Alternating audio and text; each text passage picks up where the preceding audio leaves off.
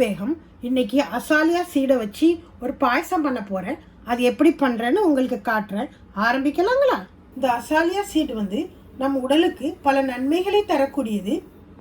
நான் இந்த அசாலியா சீட்லேருந்து 2 table spoon எடுத்திருக்கேன். இதை தண்ணியில் கழுகி எடுத்து வச்சுக்கலாம்.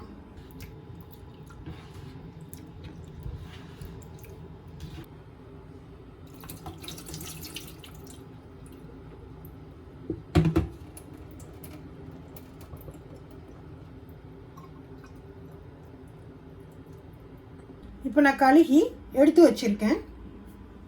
இப்போ பாயசம் பண்ண போகிறேன். அடுப்பில் இப்படி ஒரு பாத்திரத்தை வச்சுருக்கேன். இப்போ கழுகி வச்சுருந்த சாலியா சீடை இதில் போடுறேன். அது கூடவே 3 கப் பால் எடுத்து வச்சுருக்கேன். அதையும் இது கூடவே சேர்த்திக்கலாம்.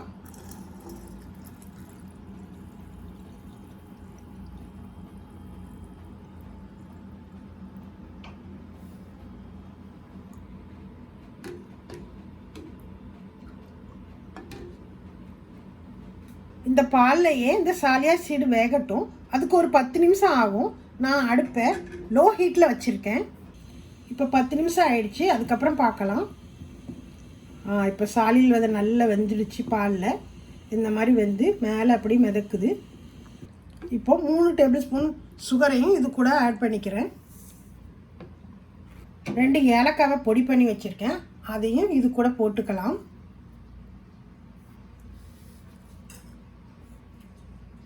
இப்போ ஒரு முட்டை எடுத்துருக்கேன். அதிலிருந்து வெள்ளைக்கருவை மட்டும் நம்ம எடுத்துக்கலாம்.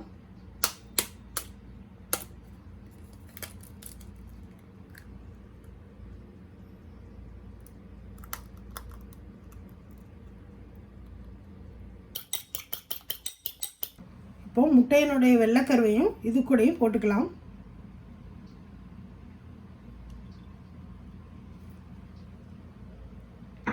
இப்போ ஒரு அருமையான ருசியான பாயசம் ரெடி ஆகிடுச்சு.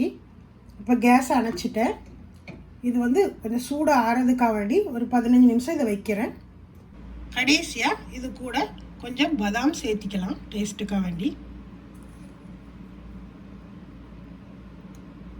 இப்போ நல்ல ஆரோக்கியமான ஒரு பாயாசம் தயாராகிடுச்சு.